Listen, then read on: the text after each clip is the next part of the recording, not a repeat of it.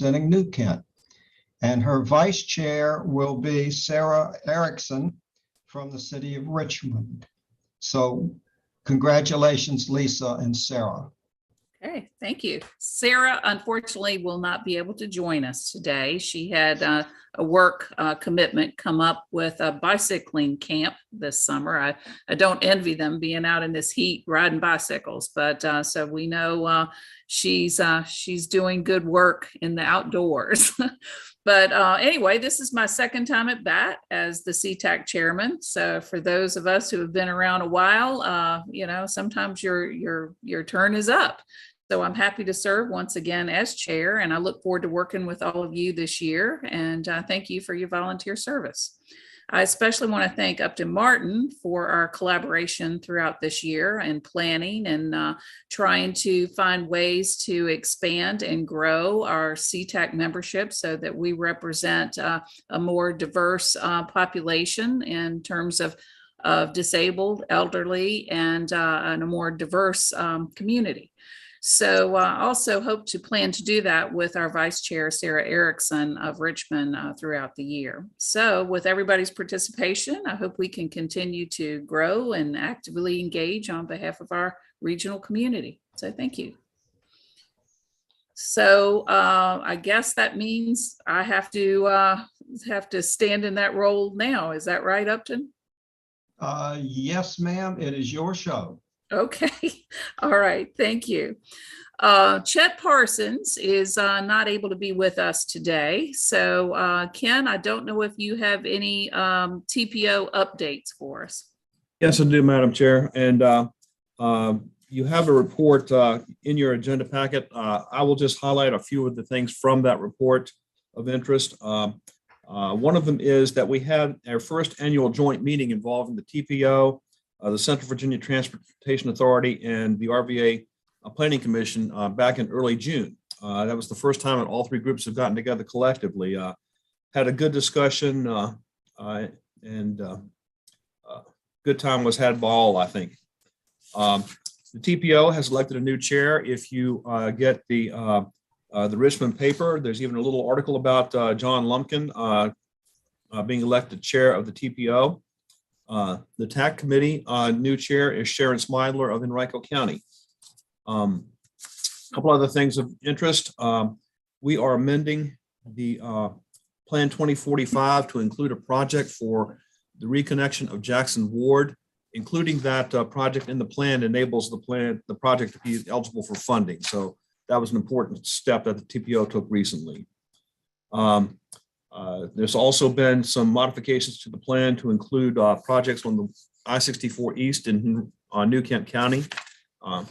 So we, excuse me, can make that project eligible for funding. A lot of smart scale projects were endorsed by the TPO. The list goes over almost 2 pages worth. I won't bother to read you those projects, but extensive list of projects were endorsed. Another thing that may be, excuse me, of interest to the group is that we are getting ready to get started on Plan 2050. We just finished Plan 2045. The first step in Plan 2050 is to develop forecast of the socioeconomic data. So a working group for that has been established and we'll start developing those forecasts. So stay tuned for that. And as we move forward with that, it is my intent to see that this group, CTAC, is involved in that process at key points going forward. I mentioned I-64 and the smart scale projects. So let's see. Under work efforts, the trolley line trail is moving apace. The regional bike pedestrian plan was adopted on early May. So I think that's about it, Madam Chair, in terms of recent activities of the TPO, but I'll be glad to take any questions. Okay, we can take up the CVTA component when I do that report in a bit. Right. Okay, thank you for that. And moving into new business with our presentations today, you heard earlier that we'll have the federal transportation at some later date. So we will jump right in with the state transportation funding programs. And I'm happy to introduce Danny Plogger, who is the Executive Director for Virginians for High-Speed Rail, and my colleague as Deputy Director at Virginia Transit Association. So welcome, Danny, and thanks for joining CTAC today. Thank you all, and thank you for the opportunity and invitation, Ken and Lisa, Chairwoman Lisa. I'm just going to give a quick presentation. Ken asked me just to kind of give an overview of transportation funding in Virginia. I know there's several of us on this call that could probably give this presentation. I'm going to share my screen if technology allows.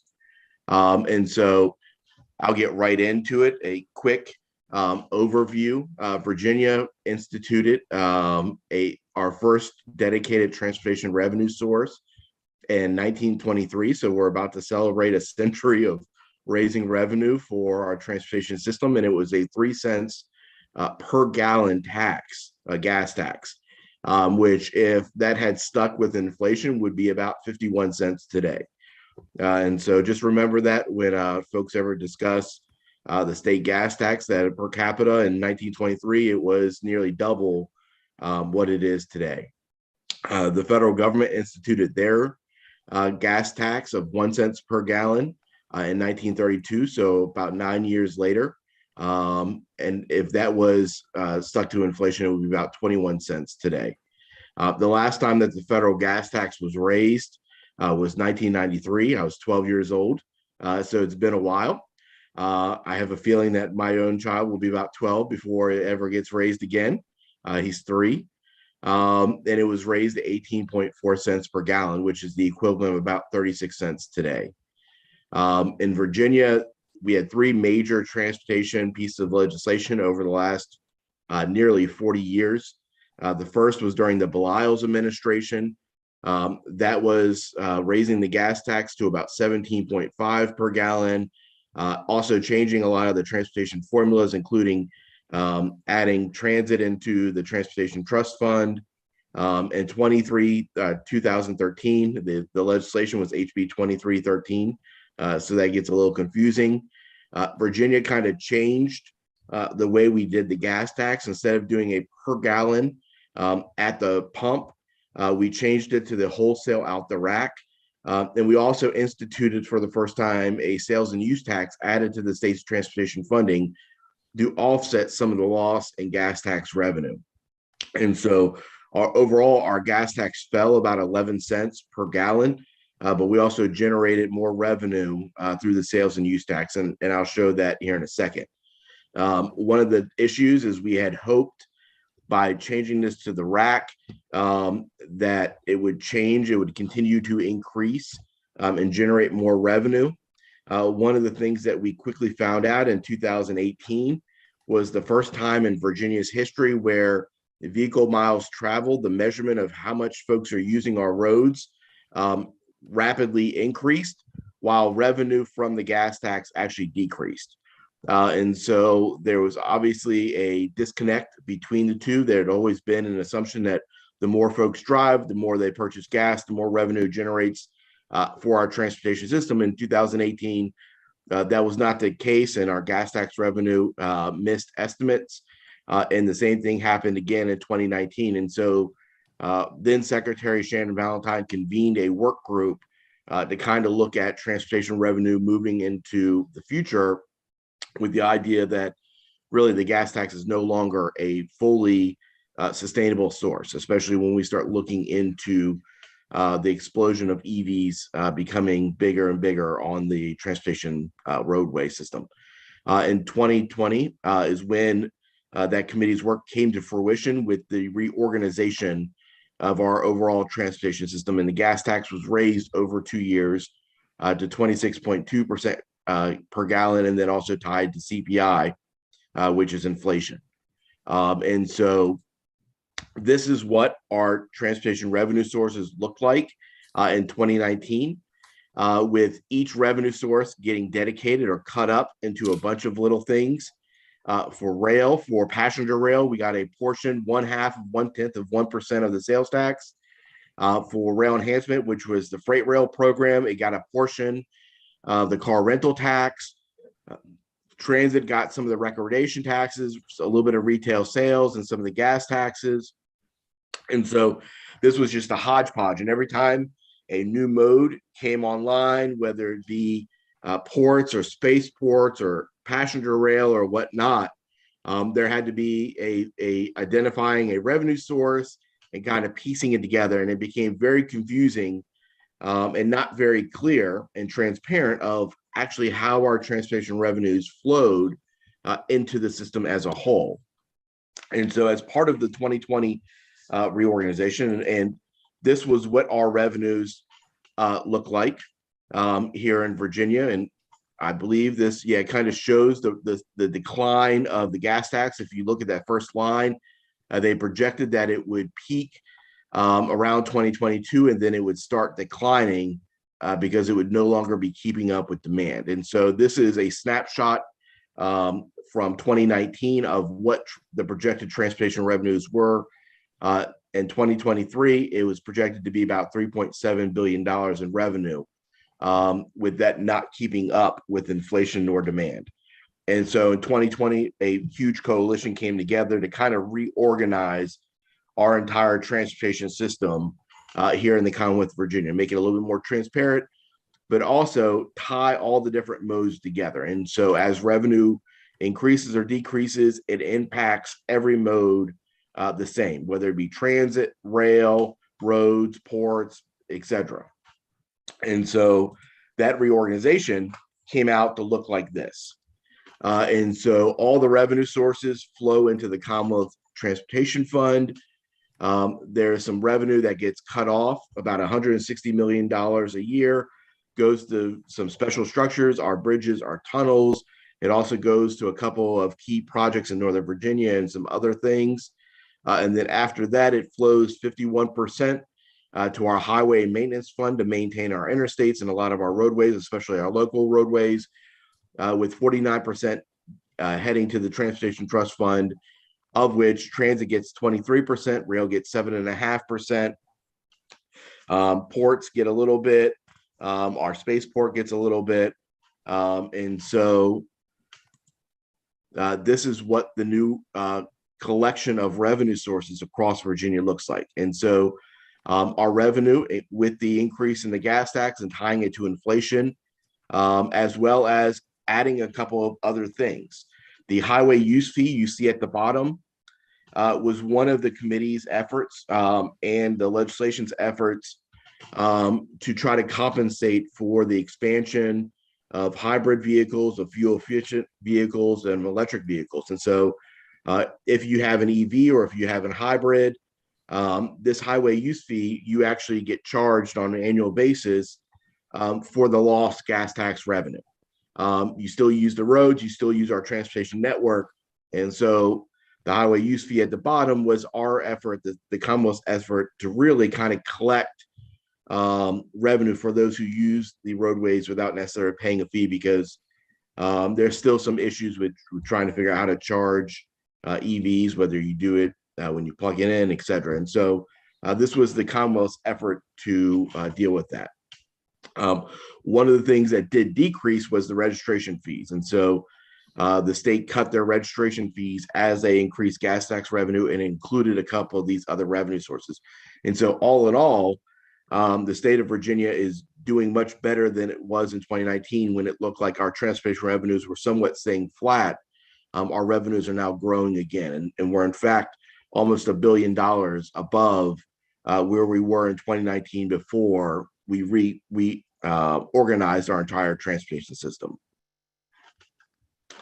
And so lastly, one of the things that I wanted to do is kind of give you an example of how this revenue flows through that new fund. And my apologies, as Lisa and some others know, I like data and I like showing graphs. And so this is a quick little flow chart. When you plug the revenue for FY23 into the formula, you take off the tops, that 160 million. You flow through the 51-49 divide between maintenance and operating, as well as the Commonwealth Transportation Fund. And then that leaves you with about 2.2 billion, or 2.186. That flows through the Commonwealth Transportation Fund, with the Commonwealth Mass Transit Fund getting about $502.8 million. Then that flows through the formula, the lower formula for transit, 50 million off the top for WMATA to match FTA grants, the RPT administration. And the key thing for Richmond is the non-WMATA operating fund, which is how we fund GRTC. And that's about 117 million from that 4.6. And of that, GRTC gets about 13.1 million. Now, GRTC's actual budget line item for FY23 is about $6 million more. And that's because there's some plus up funding going through the formula this year, specifically for transit operating and a couple other things that are not taken into account in the actual revenue generated. Because of the influx of COVID money in our transportation system, there was not necessarily as much need in a couple of the years. And so some of the revenue kind of got held back until it was needed, and it was put into the transportation system over the last 2 years, FY22 and FY23, which we're currently in. So GRTC's actual percentage is a little bit more than that number, but this gives you an example of how every dollar flows into the transportation system, and it gets broken down and divided into each mode across the board, and how it impacts our community locally with our own transit system. And so the good thing about the changes in 2020 is it helps us track what the impact is. The gas tax holiday that were proposed, we were able to put that revenue through this formula and get an idea of what the potential impact to our local transit communities or our local regions would be. And the same was true with the elimination of the grocery tax, the sales and use tax on groceries. And so this formula is very helpful for a lot of helping the advocacy community, as well as all our various statewide stakeholders get an idea of how every dollar flows through our transportation system. And so that is a very brief overview of state funding and Danny, how it thank flows. you. Can you go back a slide? Absolutely. Note over here on the left where he's got it highlighted, the non-WMATA operating costs. DRPT operates something called the Merit Program, and it's a formula-based program that determines capital allocations as well as operating allocations to two separate pots of money. And that is being reviewed this summer by a committee called TSDAC, the Transit Service Advisory Committee. And that's made up of representatives from two from VTA, some from Virginia Municipal League, VACO, and some members of the CTB, et cetera. So that body makes some recommendations on a fair way of allocating the funds based upon vehicle miles traveled, ridership, other things like that. So that formula may be tweaked this summer, but nevertheless, that is how those allocations are determined from the Merit Program run by DRPT. So moving on down, the special transit programs are some of the van pooling and other ride sharing programs. And the transit ridership and incentive program, you've received presentations before. It's called the TRIP program. And DRPT has done presentations for the CTAC before, but they receive, I think it's 6% of the total. And so they have an allocation each year. And so that's how GRTC was able to get some funding to allow for zero fares or free fares for their transit ridership. So thank you, Dan. You are, and one thing also to add that's of significance and importance to Richmond, and my other hat is the 163.9 million for the Commonwealth Rail Fund. That revenue is what is allowing us to do the Transforming Rail in Virginia program, adding all these additional Amtrak trains up in Northern Virginia, adding all the new VRE trains, and constructing Long Bridge. And so that is also having a very large impact in our community in regards to adding a lot of new service, including the new Norfolk train that launched last week, as well as the reinstitution of the Newport News regional train last week as well. Danny Upton Martin, could you elaborate a little bit on who actually makes decisions about how these funds are utilized? I'm assuming the biggest chunk is Highway Maintenance and Operations Fund. Is that the funding for VDOT, and VDOT makes those decisions, or who makes the decisions about how that big chunk of money is actually utilized? Yeah, so the Commonwealth Transportation Board oversees all these funds. The percentages that go through these formula percentages are actually in the code with the 2020 legislation.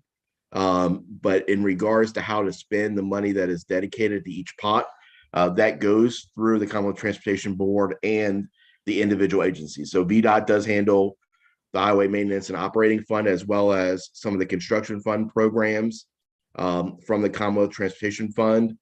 The CPF also goes through some of our TPOs. So some of that money goes to the TPO, gets divided up through all the different districts, construction districts, as well as some of our TPOs or MPOs. The rail fund gets divided between DRPT and the Virginia Passenger Rail Authority. And so it all goes through the different departments. So the actual independent funds in the Commonwealth Transportation Fund get divided among the agencies that oversee those various pots, so to speak. And then overall, the Commonwealth Transportation Board approves or disapproves those directions from the agency heads. And puts them in the 6-year improvement plan. Yeah.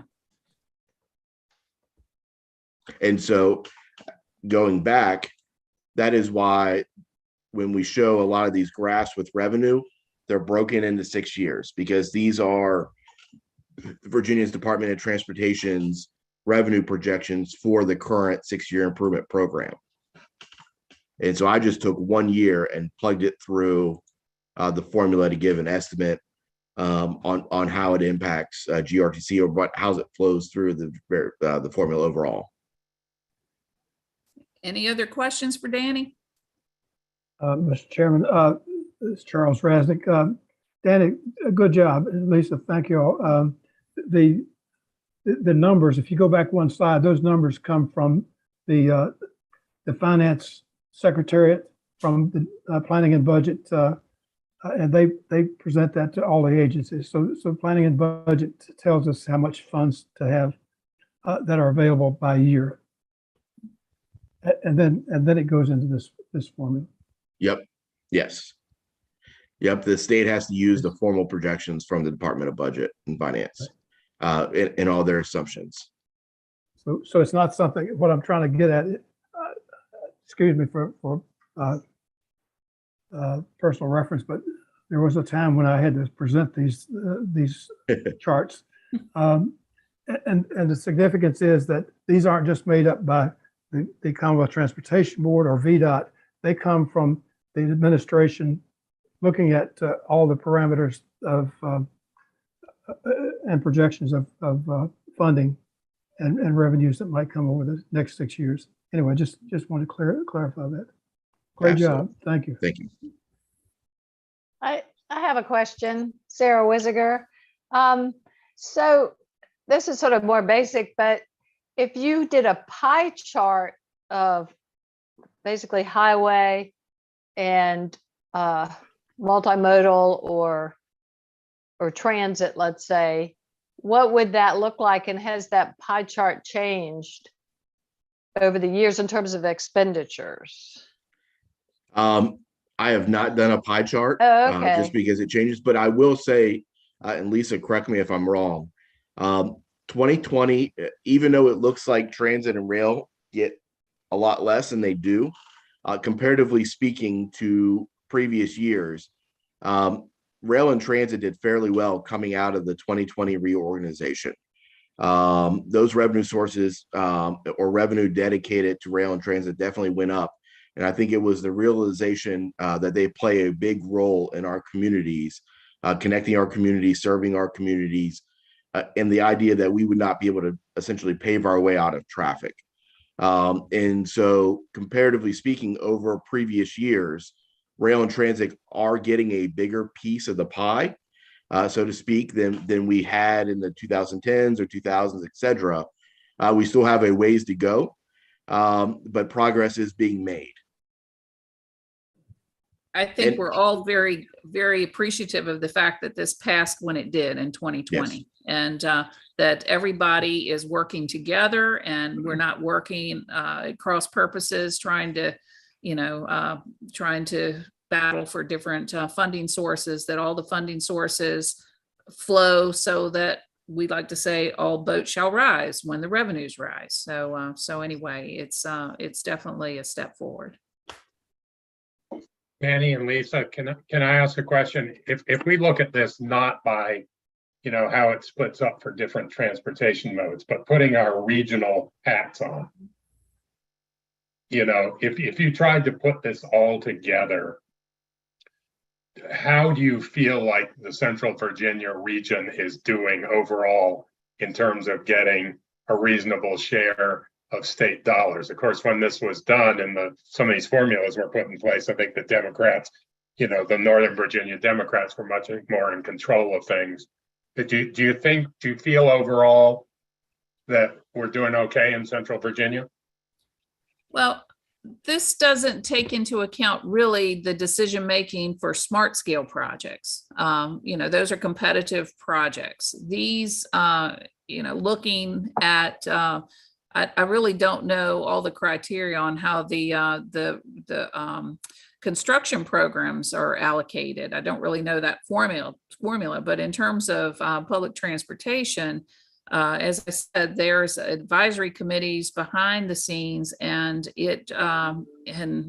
GRTC will certainly fare better than most because our ridership has continued to grow, whereas some in Northern Virginia and even in Hampton Roads may have declined during COVID. So that's going to affect their funding. So we're doing quite well in the Central Virginia region with transit. I can't speak to, other than the smart scale, that we're all aware of how important that is to have a strong voice in decision making there, and hence the Cvta.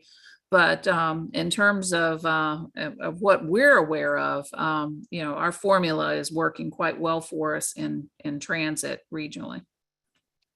And I will say the same is also true for the rail fund.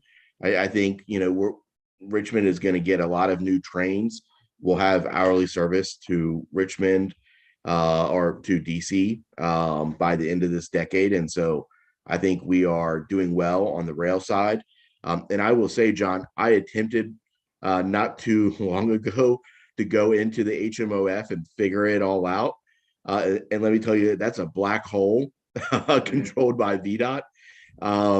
And having brought in former Senate finance staffers, folks from VML and VACO and others, and we combined could not figure out the magic formulas in the HMOF and how that gets divided up and broken, as well as the revenue or the funding that goes from that to Richmond City or Henrico County, or how it breaks out. And so I can't speak to that. I attempted to make that concerted effort, and I am not smart enough or don't have enough time to do that. But looking at the other formulas and how it goes from the CTF and breaks out, I think we're doing fairly well. I'm not sure how the Richmond Port is doing from the Port Fund, but I think it's doing okay. And so that would be really the only other one that would really benefit our region as well.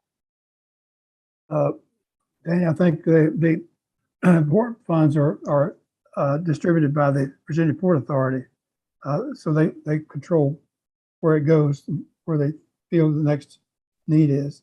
Can you speak to a moment to the WMATA operating capital costs line item and how much, I think Central Virginia,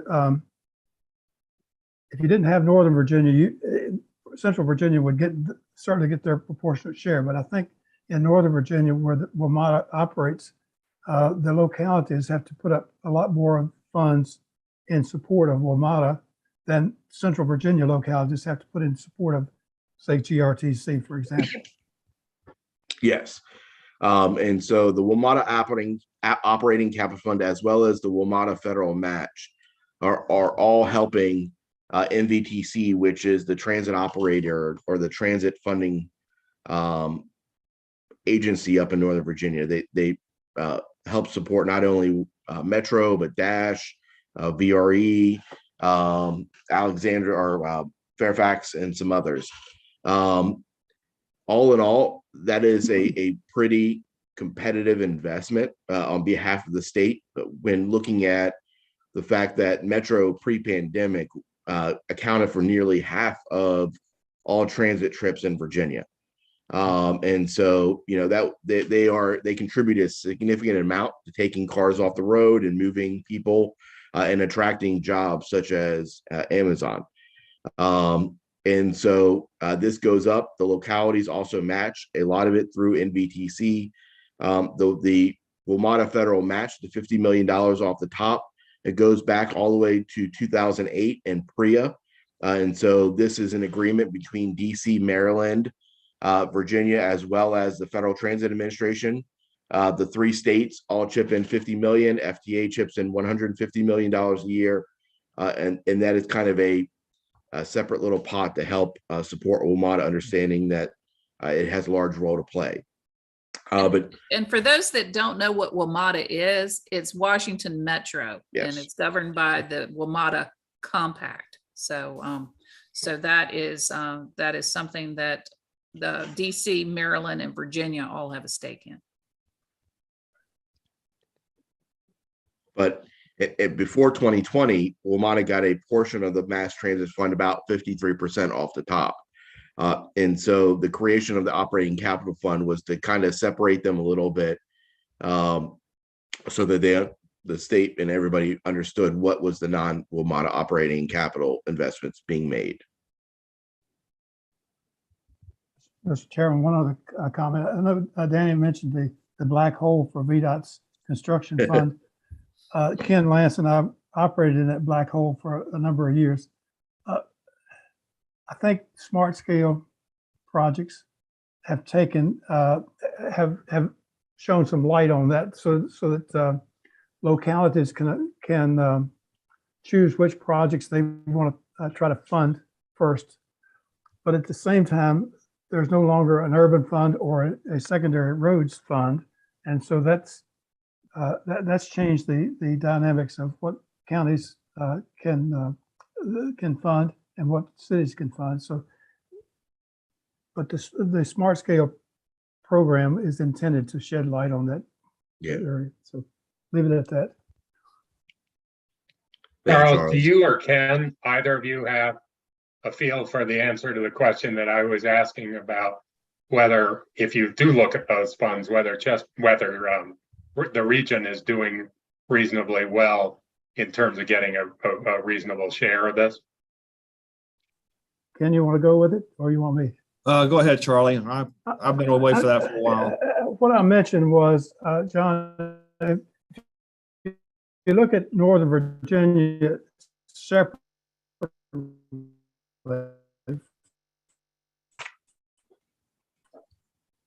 Charlie's frozen. Yeah. The rest of the state. Am I still on?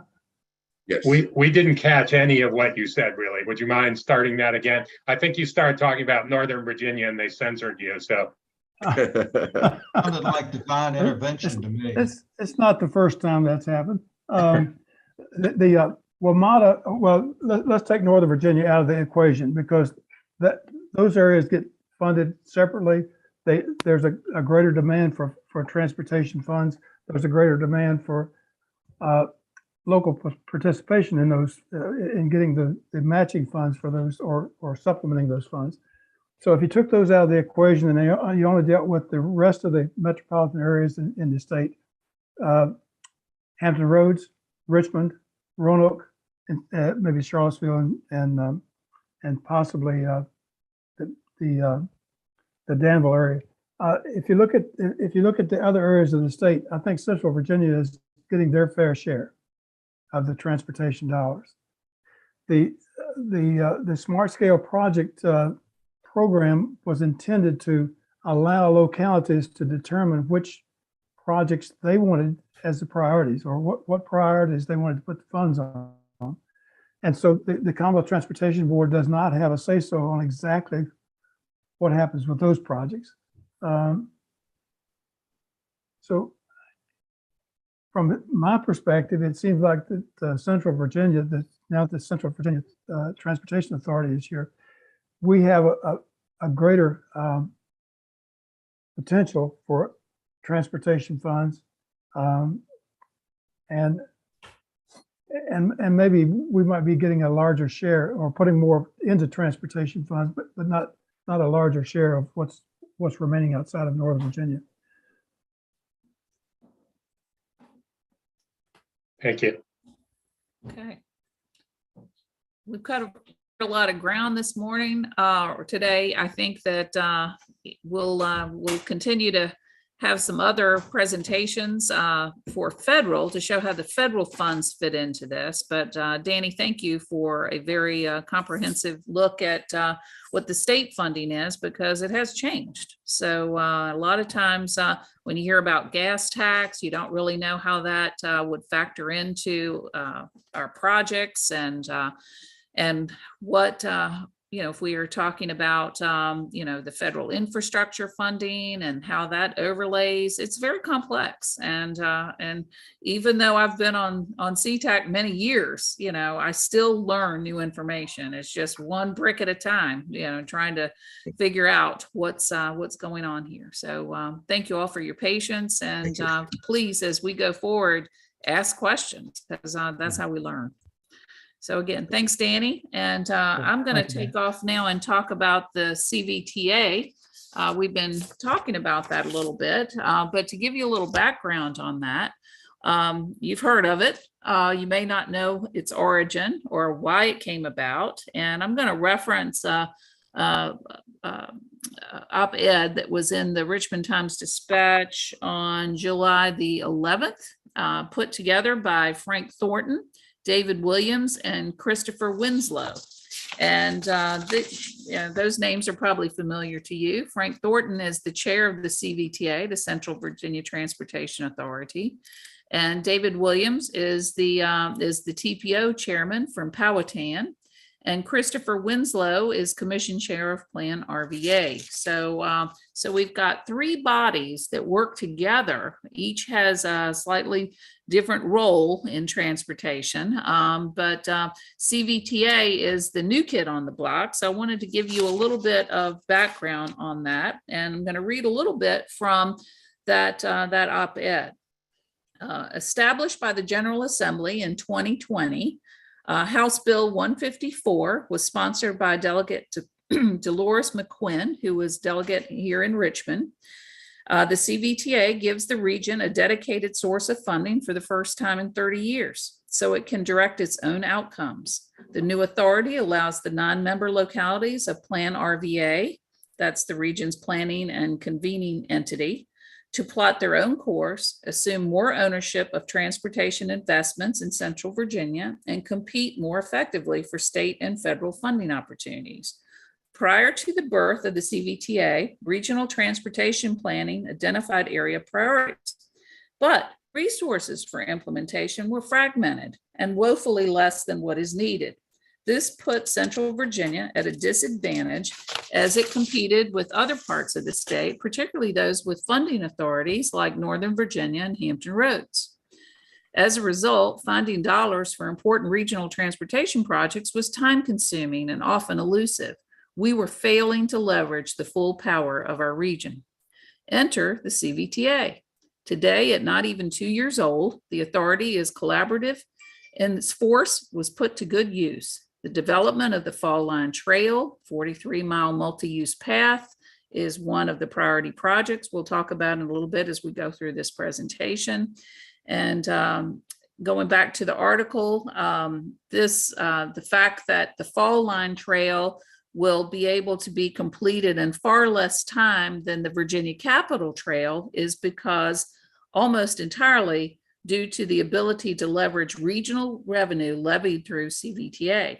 It is supported by the willingness of the Commonwealth Transportation Board to reward that leveraging capacity. So we'll talk a little bit about the actual projects in a minute, but going back to the bill that was passed in 2020, and many of us on the CTAC worked on this. I know John Easter, you probably did, and a number of others. This bill, HB 1541, that created the Cvta, comprising the counties and cities located in Planning District 15, and it's 9 localities. Those are also represented on the Tpo and the CTAC, Planning District 15. The authority will administer transportation funding generated through the imposition of an additional regional 0.7% sales and use tax and a wholesale gas tax of 7.6 cents per gallon. And that was determined, before any of these increases. So had that holiday gone into effect that the governor had proposed, it was our understanding that this sales tax would have also been affected, the regional gas tax. The bill also requires a local maintenance of effort for transit funding of at least 50% of what was provided in 2019. So anyway, that was the basis for the legislation. And now Chet has left us with this PowerPoint presentation that I'm going to attempt to explain to you, although the details may have to be provided later as Chet or maybe some of you who participate on the Cvta might be able to elaborate. But anyway, this pretty much goes over what I've explained. I will point out that there are advisory committees to the Cvta. And of course, we've got legislators on there.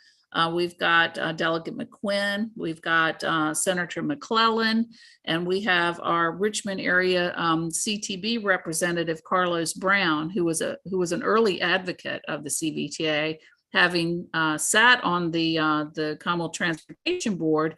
He could see that these other regions were receiving funding for projects because they had the regional funding to leverage that. The more money you have to put up and match, the more likely you are to get allocations from Smart Scale. So that's why Cvta was brought about. They have a finance committee and a TAC, a technical committee to the Cvta. So for Chet and some others, it's a lot of meetings every month. All right, next slide, please.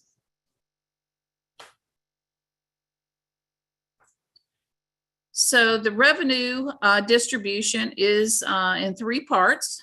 They're not even, but it was a good way of determining how the funds would be allocated, and it's based on a weighted vote on population.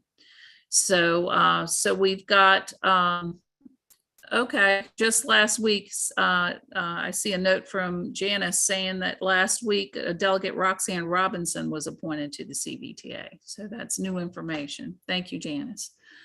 So anyway, we've got of the funds that are received by the Cvta, 35% are kept at a regional level and determined by the Cvta. 50% goes back to the participating localities, and 15% goes to GRTC for transit. All right, next slide, please. So all these pieces fit together. The TPO, where we are the advisory for the TPO, that comes up with the long-range plan, and then that meshes with the funding priorities of the CVTA, and then that leads to a united project development, which more coordination and more focus is better use of dollars and gives greater voice to project development. Next slide, please. Okay, year to date, as of June of 22, you can see how the funds have been distributed. Next slide, please. This is definitely an eye chart, but you can see that this is real money. This is going to put Central Virginia in a position to leverage additional projects, and so that our smart scale applications hopefully will be received more favorably, because we're putting our money where our mouth is. Next slide, please. One of the first priority projects is the Fall Line Trail. And going back to the op-ed, the three gentlemen who wrote that go on to say the development of the Fall Line Trail, the 43-mile multi-use path that will run from Petersburg to Ashland, is a case in point. Whereas it took the Virginia Department of Transportation, relying mostly on federal dollars, the better part of a decade to harness Virginia Capital Trail funding, the CVTA already has secured $146 million commitment for the Fall Line Trail. And then in addition to that, the CVTA has committed $276.4 million to improve local bike, pedestrian, bridge, and highway infrastructure. Through a ranking system and utilizing feedback from jurisdiction members and the public, the authority will commit funds to continue work on more than 30 priority regional projects. These include the Fall Line Trail and Interstate 64 and 95, as well as enhancements to State Route 288 and several other highway improvements that will make our region safer and more accessible.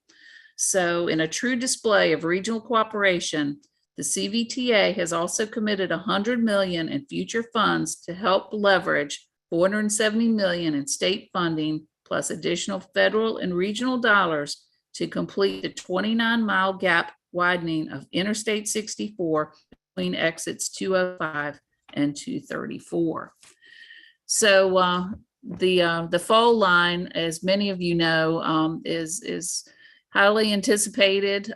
We've all really been enamored with the Capitol Trail. It has been a real tourism enhancement, as well as health and recreation and transportation for those in the area. And so we're excited to see a north-south similar bike ped path there in the Fall Line Trail. I'm going to pause here for a moment before we get too far ahead and take any questions on this at this point. Anybody have anything to ask about the Fall Line Trail or background on the CVTA?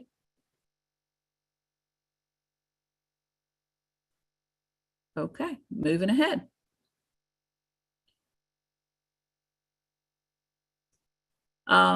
You can see that the beginning of the Fall Line Trail will be in the Ashland area. There is an existing path there where there used to be a rail line, and it will begin there. And then the next year starts on the other end of the trail down in the Petersburg and South Colonial Heights and South Chesterfield end of the trail for 2023. Next slide, please. Okay, we've talked about this. Member localities and regional transportation partners will engage in a competitive process where the projects are submitted for funding. And so the CVTA members will assess the project's merit and regional value before determining final allocations. So a lot of work going into this, looking at the project development process. Similar to Smart Scale. Next slide, please.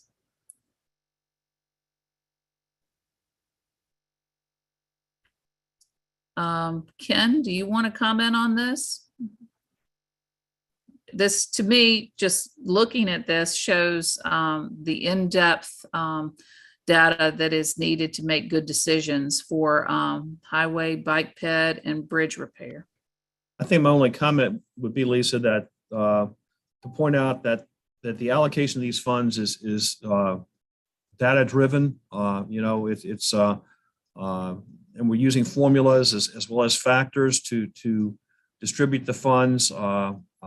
This is quite a change from back when I worked at VDOT and programming and scheduling in the urban division, and a lot of decisions were made sort of back of the envelope, engineering judgment and sort of handshake types of deals, so now we're using data and factors to allocate these funds. So I think it leads to consistency, you know, in how the funds are allocated and more transparency. So it's a very refreshing approach.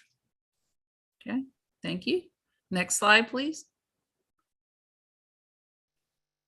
And a lengthy process as well, going through the various steps here. You can see that that there will be and has been back in April a public hearing and checking in with the community as to what the priorities are for the people who live here and who contribute to the resources with the tax collection. I would hope that the localities also conduct some type of public hearing so that they're getting some guidance on how to allocate their local share of funds. Next slide, please. Okay, there's a lot of vehicles. Some of these state and local roads, volume of 20,000 vehicles per day.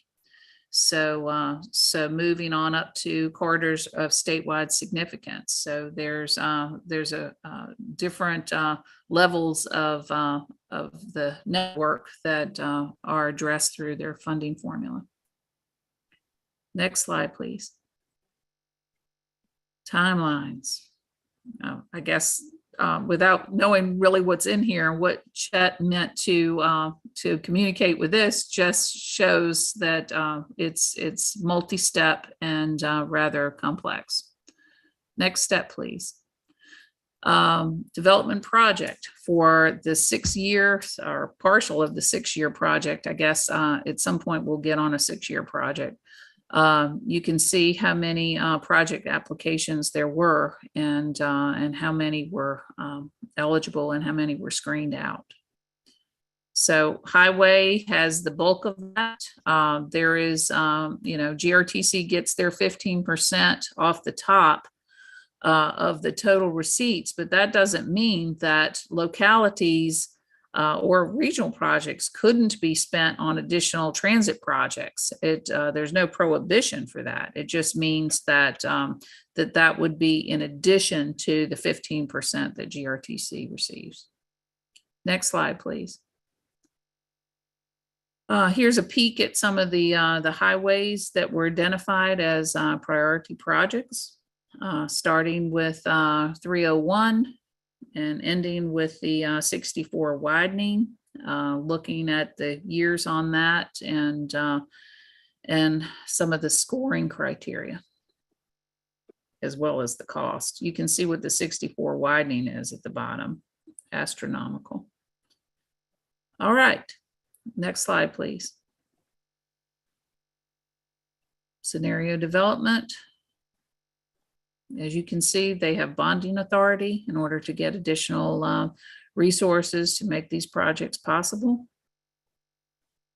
The 64 widening is getting some federal funds and state funds, so that does not have to be in the pay-as-you-go scenario.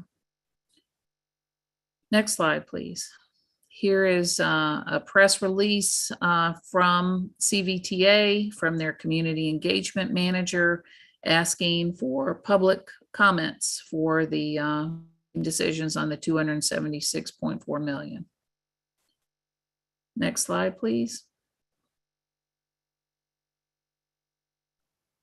So I can't tell, going back to this article, it looks like the Fall Line Trail it said that the article said that CVTA is committed 276.4 million to improve local pedestrian bridge and highway infrastructure. But I think the Fall Line Trail is inclusive in that amount. I don't know what the actual dollar amount is from here, but that is the first decision that was made by the regional body, was a project that touched on so many communities throughout the region.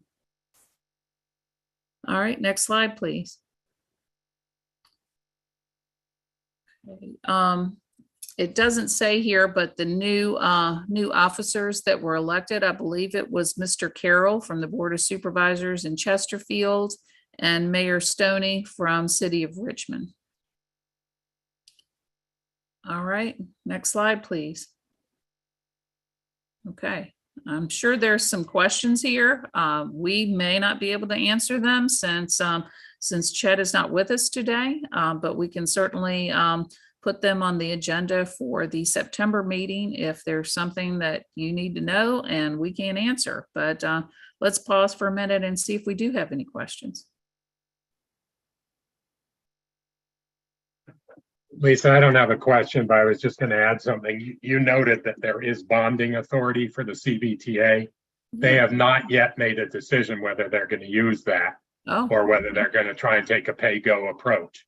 They purposely held off using bonding, in the initial year, and are sort of waiting to see. But as they have the discussion about committing the 100 million for the I-64 gap, they've realized that because that's in the out years, they don't have to make that decision yet. But there's some discussion about whether or not you would approach it through bonding or through pay-go. So that they haven't gone there yet, but they have the authority if they need to. And that was in the legislation. Yeah. Yes, correct. Thank you for that clarification. Anybody else? Anybody participate in any of the hearings or anything about the Fall Line Trail?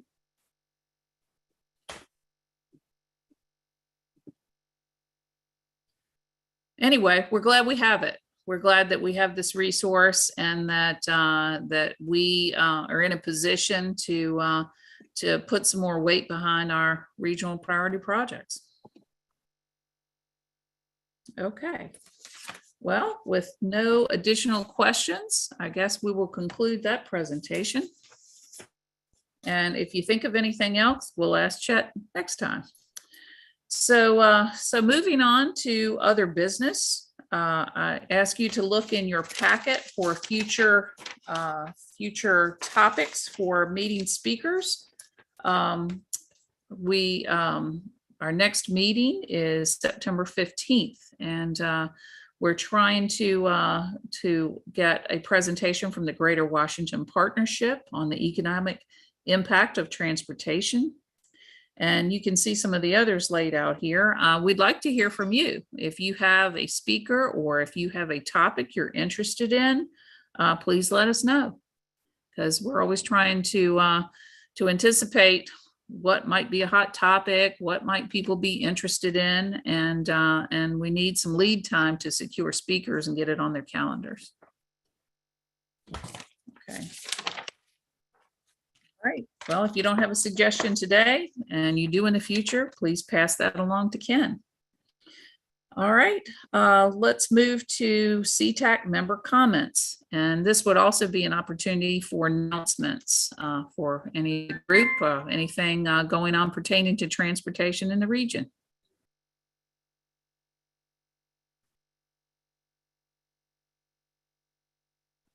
I note that certain people aren't here today who normally speak during this period of time, but please don't be shy. I heard somebody speak. I don't know who it is.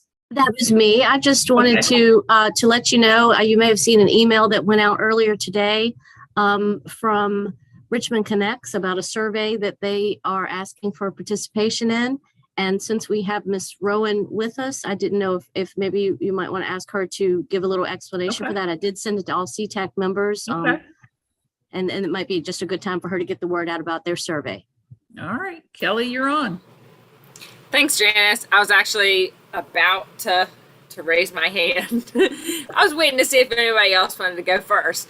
I feel like I talk too much, so I'm always trying to, practice not talking so much. But yeah, so Richmond Connects, I think most of you guys are familiar. The city's multimodal transportation plan. We have kicked off that process. We wrapped up the Path to Equity, the policy guide for it, and that was adopted by City Council in May. So that's really laying kind of the bedrock upon which we're building the Richmond Connects needs assessment methodology. And as part of that, assessment of needs, we are going back to the public. I'll say, though, our messaging is trying to be, we heard you, because we've heard from over 3,000 people through the Path to Equity and through the Richmond 300 process, and have all of that data, on board. But the second part of that message is, if we haven't heard you, we still want to hear people's ideas about transportation needs in their area. So yeah, at rvaconnects.com, you can take the survey, and we'll have that open till about mid-August. We plan to we were out at Cpta Festival, we are out at the Jubilation in June. We've been out, we actually hired an outreach coordinator for our office, Shanice Brown, who we're lucky to have, and she's been out pounding the pavement trying to get folks to give us their feedback, but pass that along to anybody and everybody. Like Jenna said, she sent it out to the group, and it's at rvaconnects.com. And I apologize that the web address is so similar to the Connect RVA, but Richmond Connects was a dirty website. and we couldn't buy the web domain. So, I apologize. It's a little duplicative, but this is the modern world. I don't know who holds that domain name, but yeah, go there, rvaconnects.com, and take the survey, send it to your friends and family. Our next advisory committee meeting will be this fall, October timeline, most likely. There's a lot of work going on right now behind the scenes on, churning out the needs assessment, the kind of first draft of the needs assessment maps, the data-driven side. And we really want to get the feedback because we want to use that as a data layer itself to help add weight to the needs. So you can tell anybody if they're asking why the city wants to have this, it's so that we can utilize it as its own kind of data layer to help validate and to help give weight to the needs that we've identified through the data. So yeah, we got the advisory committee meeting coming up. That's actually open to the public because we've opened it up to the council members, so it's publicly advertised. So if you can get people to come, that would be awesome, because we almost have a hard time getting even the people that we pay to come. So and we even offered to feed people last time. So I don't know how else to get people to come out other than food and money. But yeah, tell people to come out if they would like to have a little bit more in-depth conversation. We're kicking off focus groups as well. We aren't going to have this first round of engagement, but the next round. So if you ever come across somebody that just loves to talk about transportation, and those would be paid as well, the focus groups, feel free to give them my email. And of course, anything and all things Richmond Connects, you can give them my email, or we have like a generic email that comes to me and Darana, which is connects@rva.gov. So yeah, that's we had some little Facebook videos too. Always watch the city's Facebook page. If you have people that aren't really transportation people, but want to just know, what we're doing and planning in general, there's always updates on the city's Facebook. There's updates right now about the Reconnecting Jackson Ward feasibility study going on, which is a really cool project if this group isn't already kind of tracking that. Yeah, lots of exciting things in the city. Thank you, Kelly. I'm going to put you on the spot about something else too. VTA has been receiving funds from federal TANF funds through Department of Social Services for low-income individuals to be eligible for free transit even though GRTC is free fare, it doesn't always go where people need to go to get to their jobs or to get to job training.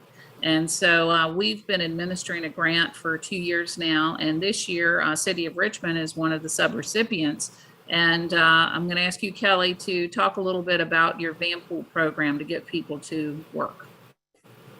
Sure. Yeah. So, I think we'll announce that we have what we call a fact-back procurement, but a bid out, and people are going to submit their finals tomorrow.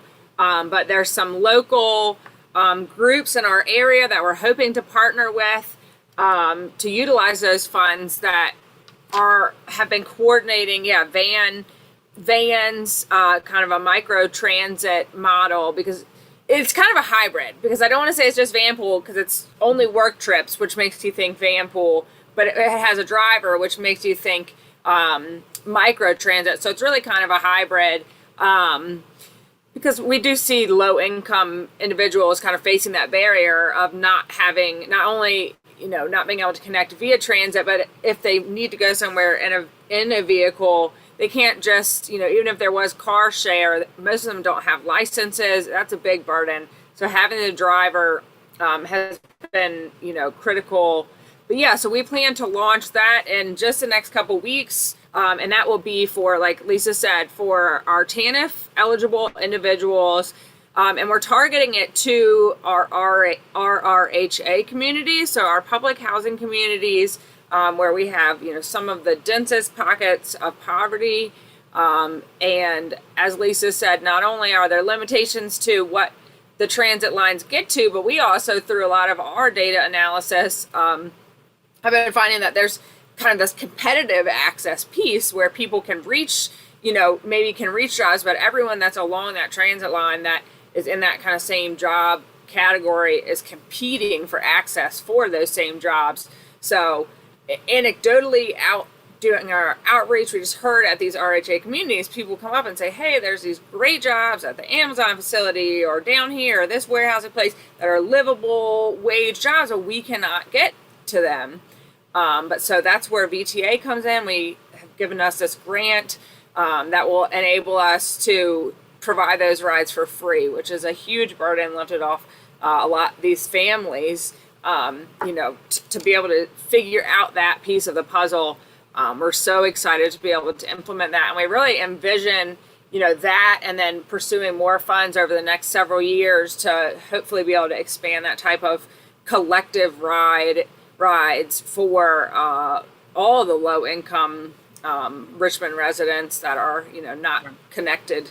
And just to emphasize that it's for work or work training or school, and even includes if you've got to take your child to childcare in order to get to work or school, your child can ride for free. So anyway, for those of you who, like at the chamber or at a local level where you were trying to deal with workforce issues and training and having access to jobs, let's talk about how we can expand this.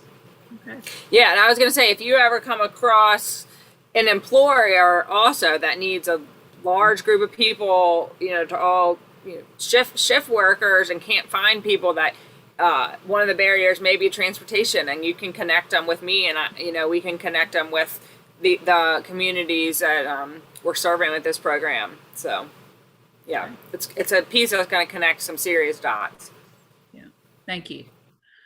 All right. Well, that concludes our business for today. If there are no other announcements, and if not, I would entertain a motion to adjourn. So moved. It's been moved. Seconded. All those in favor of adjournment, with a note that our next meeting is September 15th. Okay. All those in favor of adjournment until our next meeting, September 15th, say aye. Aye. Aye. Well, everybody, enjoy the rest of your summer. I hope it's not as hot as it is today going forward, but stay cool, stay healthy, and we'll talk again in September. Thank you, Lisa. All right. Take care. Thanks, everybody.